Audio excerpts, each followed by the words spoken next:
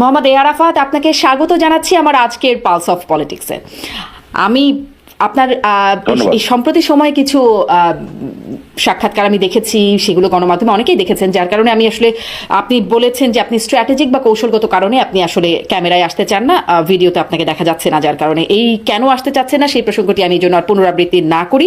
আপনি কেমন আছেন, কোথায় আছেন বলবেন? আমি ভালো আছি। আমার নিরাপত্তার স্বার্থে কোথায় আছি এটা তো কাউকে বলিনি, আলাদাভাবে এখন বলার কোনো প্রশ্ন আসে না, বাট আমি ঠিক আছি।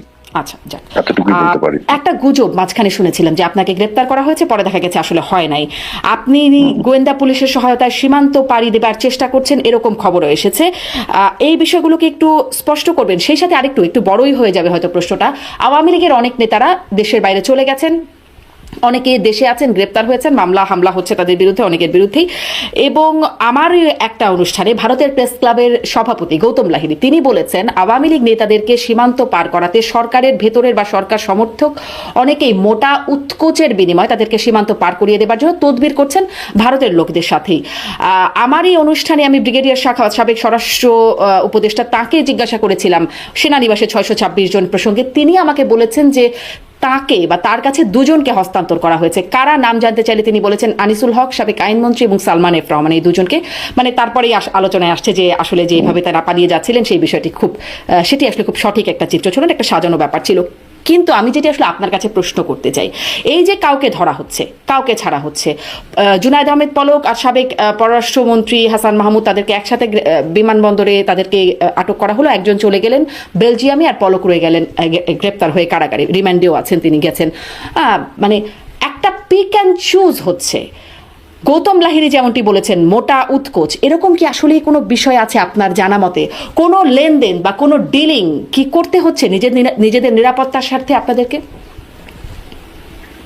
ধন্যবাদ। আপনি যতগুলি প্রশ্ন করেছেন এগুলো সবগুলির উত্তর আমার কাছে জানা নাই।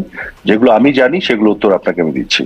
প্রথম, আপনি যে বিষয়টি উল্লেখ করেছেন আমার ব্যাপারে, একটি হচ্ছে যে আমাকে গ্রেফতার করা হয়েছিল, এবং আরেকটি আপনি যেটি বলেছেন যে একটি মোটা অঙ্কের টাকার বিনিময়ে তারপরে আমি সেখান থেকে বের হয়ে এসেছি। এই দুটোই ডাহা মিথ্যা কথা এবং পুরোপুরি গুজব, একেবারেই ডাহা মিথ্যা কথা। এগুলোর কোনো ভিত্তি নাই। আর তারপরে আপনি যেটি বলছেন অন্যান্য ব্যাপারে আসলে আমি বলতে পারবো না, কারণ আমার নলেজ এটা নাই।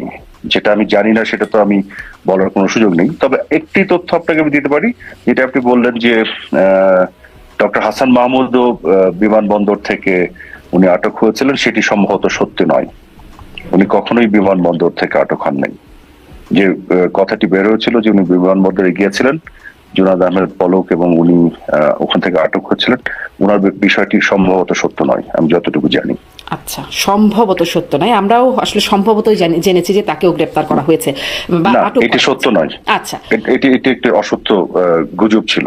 আচ্ছা, মানে তাহলে লেনদেনের কোনো বিষয় আপনার আসলে জানা নাই। তাহলে কেন পিক অ্যান্ড চুজ হচ্ছে, এটা কি আপনি বুঝতে পারছেন? যে কেউ চলে যাচ্ছেন, কেউ আটক হয়ে যাচ্ছেন, কেউ। দেখুন, এটা আমি বুঝতে পারছি না, আমার কাছে কোনো তথ্য নাই। কিন্তু আমি যেটা ধারণা করতে পারি যে এরকম একটা কমপ্লেক্স সিচুয়েশনে, এরকম একটা অস্বাভাবিক বাস্তবতায়, যেখানে জঙ্গিরা রাস্তায় ঘুরে বেড়াচ্ছে এবং বিভিন্ন জনের বাসায় আক্রমণ করা হচ্ছে, অফিসে আক্রমণ করা হচ্ছে, লুটতারাজ করা হচ্ছে, মব কিলিং করা হচ্ছে, এরকম একটা বাস্তবতায়, কঠিন রিয়ালিটিতে আপনি কিভাবে এই হিসাব মিলাবেন?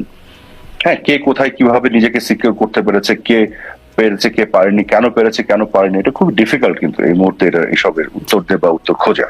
জি, আমি পরের জায়গাটি যাই। আপনার যে সাক্ষাৎকারগুলো শুনেছি সম্প্রতি, সেখানে আপনি বলছেন যে 4 তারিখেই সাবেক প্রধানমন্ত্রী বলেছিলেন যে পদত্যাগ করে তিনি টুঙ্গিপাড়ায় চলে যাবেন। উনি বলেছিলেন যে পদত্যাগপত্র লিখে সাইন করবেন এবং রাষ্ট্রপতির কাছে হস্তান্তর করবেন। যেই প্রশ্নটি করতে চাই, তিনি কি আসলে পদত্যাগপত্র সাইন করেছিলেন? যদিও এটি খুব বেশি পরবর্তীতে মানে সাইন করা বা না করার মধ্যে এই বর্তমান বাস্তবতায় সেটি আর খুব গুরুত্বপূর্ণ না হলেও এটি একটা অনেক বড় আলোচনা তুলেছিল। আপনি দেখেছেন রাষ্ট্রপতি প্রায় অপসারণ হয়েই যাচ্ছিলেন এই বিতর্কের সূত্র ধরে। তিনি কি আসলে পদত্যাগপত্র সাইন করেছিলেন সাবেক প্রধানমন্ত্রী? দেখুন, মাননীয় প্রধানমন্ত্রী শেখ হাসিনা, বঙ্গবন্ধু কন্যা, উনি কিন্তু এবার প্রধানমন্ত্রী হতে চাননি। ওনার কিন্তু গতবারই সর্বশেষ ওনার টেনিয়র থাকার কথা ছিল, যেটি উনি বারেবার বলেছিলেন। কিন্তু উনি শেষের দিকে সে সিদ্ধান্ত নিয়েছিলেন যে উনি এবার নির্বাচন করবেন এবং আওয়ামী লীগ বিজয়ী হলে উনি প্রধানমন্ত্রী হবেন। এর কারণ হচ্ছে, আপনারা জানেন যে গত টার্মে যেটা হয়েছে, কোভিড আসলো। কোভিড আসার পরে আপনার একটা লম্বা সময় ধরে আমাদের যে উন্নয়নের যে কর্মসূচিগুলো, এগুলো কিন্তু ধারাবাহিকতা রক্ষা করা গেল না। একটা ইমার্জেন্সি সিচুয়েশন আমরা ডিল করলাম। কোভিড শেষ হতে না হতেই আসলো যুদ্ধ, ইউক্রেন রাশিয়ার যুদ্ধ। গোটা বিশ্বের এনার্জি মার্কেট টালমাটাল হয়ে গেল এবং পুরো পৃথিবী জুড়ে বাজারের উপরে যে একটা প্রভাব পড়া, ইনফ্লেশন বেড়ে যাওয়া। তো উনি ফিল করছিলেন, যতটুকু আমি জানি, যে ওনার আগের যে টার্ম, সেই টার্মে উনি 3 বছর থেকে 3.5 বছর উনি লুজ করেছেন, হারিয়েছেন ইন এ সেন্স। ওনার কতগুলি স্বপ্ন ছিল, কতগুলি ইচ্ছা ছিল। যেমন ধরেন, উনি চেয়েছিলেন যে বাংলাদেশে একটি মানুষও গৃহহীন থাকবে না, প্রত্যেকটি মানুষকে যাতে গৃহায়নের ব্যবস্থা করা যায়, এরকম আরো কতগুলি টার্গেট উনি সেট করেছিলেন। দারিদ্র বিমোচনের ক্ষেত্রে ওনার কিছু টার্গেট ছিল। তো ওনার প্ল্যান ছিল টার্গেট গুলি যদি শেষ করা যায়, উনি যদি লক্ষ্যমাত্রাগুলো পূরণ করতে পারেন, উনি রাজনীতি থেকে রিটায়ারমেন্টে যাবেন, এটাই ওনার প্ল্যান ছিল। এবং রাজনীতি থেকে রিটায়ারমেন্টে যাওয়ার পরে ওনার ইচ্ছা ছিল উনি টুঙ্গিপাড়ায় চলে যাবেন, ওখানেই থাকবেন। এটা কিন্তু ওনার আগে থেকে ঘোষণা দেয়া, এবং ওনার বিভিন্ন সময় প্রাইভেটলি উনি ডিসকাস করতে এগুলো বলতেন। কিন্তু যেহেতু আপনার কোভিড এর কারণে, কোভিড-19 এবং তারপর যুদ্ধ বিগ্রহ, এগুলোর কারণে 3-3.5 বছর নষ্ট হলো। মানে আমরা এমার্জেন্সি ডিল করতে করতে সময় পার হয়ে গেল। মানে যে লক্ষ্যমাত্রাগুলো ওনার আগে ভিশন যেটা ওনার ছিল, সেগুলো তো আর উনি পূরণ করতে পারেননি। এই জন্য উনি এই টার্মে এসে আবার প্রধানমন্ত্রী হলেন এবং উনি চাচ্ছিলেন ওগুলোকে, ওই লক্ষ্যমাত্রাগুলো অর্জন করতে। যে কারণে আপনি দেখেছেন উনি গৃহায়নের যে প্রকল্পগুলি নিয়েছিলেন, এবং আরো বেশ কিছু বিষয় ছিল যেগুলো কিন্তু উনি সত্যিকার অর্থে করতে দিয়েছিলেন। তো এটা আমি এই কারণে বললাম, কারণ উনার সবসময় ওই ইচ্ছা ছিল রাজনীতি থেকে উনি রিটায়ারমেন্টে চলে যাবেন এবং যাওয়ার পরে উনি টুঙ্গিপাড়ায় যাবেন। তো যাই হোক, তো এখন এই যে আপনার যে বাস্তবতা তৈরি হলো, কোটা আন্দোলন, এবং সেখান থেকে যে বিভিন্ন ধরনের কমপ্লেক্স রিয়ালিটি তৈরি হলো, তো তখন এই 4 তারিখের যে যে সিচুয়েশনটা, যেটা আমি আরেকটি ইন্টারভিউতে বলেছিলাম, যে তখন উনি বেশ কয়েকবার ভাবে বলেছিলেন যে মানে উনার মধ্যেও তো একটা কাজ করছিল যে আমি এত কিছু করলাম এই দেশের জন্য, এত ডেভেলপমেন্ট করলাম, দারিদ্রের হার 40 থেকে আমি 20-এ নিয়ে আসলাম, আমি লিটারেসির হার বাড়ালাম, কি করেন নাই উনি বাংলাদেশের জন্য? আমাদের রাস্তাঘাটের যে ডেভেলপমেন্ট, যে উন্নয়ন, এবং মানুষের মানে একটা স্বল্পোন্নত দেশকে উন্নয়নশীল দেশে উনি নিয়ে গেলেন, এবং ইউনাইটেড নেশনস এর 3টা ক্রাইটেরিয়া পূর্ণ করে। তো এই এত কিছু করার পরে ওনার মনের মধ্যে সেই দুঃখবোধটা কাজ করছিল যে আজকে এসে দেশের একটা অংশ বলছে যে উনারকে যে তারা যেভাবে উনাকে টার্গেট করে যে ধরনের আলোচনা সমালোচনা হচ্ছিল, তখন উনি দুঃখ করে বলছিলেন যে উনি আর থাকবেন না, যে আমার দরকার নেই, ওদের ভালো লাগে না, ওরা দেশ চালাক, আমি টুঙ্গিপাড়ায় চলে যাব। তো 4 তারিখে উনি কয়েকবার এই কথাটা বলেছিলেন যে উনি আর থাকবেন না। এইটা আমি আগের ইন্টারভিউতে বলেছি। তো কাজে এই যেটি বলা হয় যে 5 তারিখ উনি নাকি ক্ষমতা সাইন করেছিলেন, তিনি থাকবেন না, এই সিদ্ধান্তটা বা এই ভাবনাটা তার মধ্যে কাজ করছিল।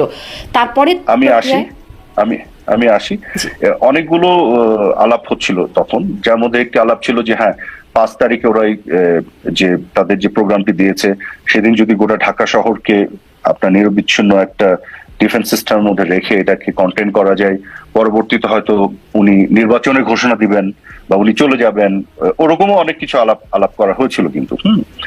তো যাই হোক, তারপরে 5 তারিখে যেটি হয়েছিল, 5 তারিখে তো না, অনেকে যে বলে যে 5 তারিখ উনি নাকি জিত করছিলেন, ক্ষমতা ছাড়তে চাচ্ছিলেন, এটা ডাহা মিথ্যা কথা। এটা আমি যে কোনো সিচুয়েশনে বলতে পারবো, এই কারণ আমি 4 তারিখে তো দেখছিলাম যে ওনার ক্ষমতায় থাকার ইচ্ছাই ছিল না, মানে উনি খুবই হার্ড ছিলেন আর কি, সত্যি কথা বলতে। যাই হোক, তো 5 তারিখের ঘটনাটা যেটা আমি জানি, উনি যেহেতু নিজে প্রপোজ করলেন উনি থাকবেন না, উনি চলে যাবেন, এবং উনি মূলত যেটা করতে চেয়েছিলেন, উনি বঙ্গভবনে যেতে চেয়েছিলেন, গণভবন থেকে পদত্যাগপত্র লিখে সেটা সাইন করে এবং সেই পদত্যাগপত্র জমা দিতে। কিন্তু সত্যি কথা বলতে যে সেই যে পদত্যাগপত্রটা, সেইটা কিন্তু আর রাষ্ট্রপতির কাছে নিয়ে যে জমা দেওয়া হয়নি। সাইন করা হয়েছিল অফিসিয়ালি সাইন করা হয়েছে কি হয়নি এটা কিন্তু আর ম্যাটার করে না। যদি ধরেন সাইন করা নাও হয়, আপনি বা হয়, পদত্যাগ পত্রটা কিন্তু ফিজিক্যালি থাকতে হবে, এবং সেই পদত্যাগ পত্রটা হ্যান্ড ওভার হতে হবে রাষ্ট্রপতির কাছে। আপনি যদি অফিসিয়াল জায়গা থেকে চিন্তা করেন, যেহেতু এটা করা যায়নি, তার আগেই উনাকে অনেকটা ফোর্স করে, জোর করেই ওখান থেকে ফিজিক্যালি রিমুভ করার জন্য তার হেলিকপ্টার উঠিয়েছে, বাধ্য করেছে এবং দেশের বাইরে পাঠিয়ে দিয়েছে, যে কারণে ওই ফর্মালিটিসটা কিন্তু আর করা যায়নি। এবং আজকে আপনাকে আর একটা তথ্য দিই আমি, ইন্টারেস্টিং একটা তথ্য, সেটা হচ্ছে যে 3 দিন পরে, 5 তারিখের পরে 6, 7, 8 তারিখে সম্ভবত শপথ নেওয়ার যে বিষয়টি হলো, 3 দিন পরে যখন প্রফেসর ইউনূসের নেতৃত্বে এই অন্তর্বর্তীকালীন সরকারের শপথ নেওয়ার বিষয়টি হলো, তখন কিন্তু এই পদত্যাগপত্র খোঁজা হয়েছিল, কিন্তু পদত্যাগপত্র কেউ কিন্তু খুঁজে পায়নি। যাই হোক, সেটা অন্য ডিসকাশন, বাট সেটি আসলে রাষ্ট্রপতির হাতে পৌঁছায়নি। আচ্ছা, কারণ সেটা এমন একটা সিচুয়েশন ক্রিয়েট করা হলো, এমন একটা সিচুয়েশন ক্রিয়েট করা হলো যেটা এটা হলো না। কিন্তু ক্ষমতা উনি ছেড়ে দিতে চেয়েছিলেন, উনি হয়তো যেটা চেয়েছিলেন যে উনি বঙ্গভবনে যাবেন, পদত্যাগপত্র হস্তান্তর করবেন, মানে সেটি নতুন একটা সম্ভব সরকার হয়নি। হবে, সেটাকে উনি ওভারসি করবেন। জি, মোহাম্মদ আরাফাত,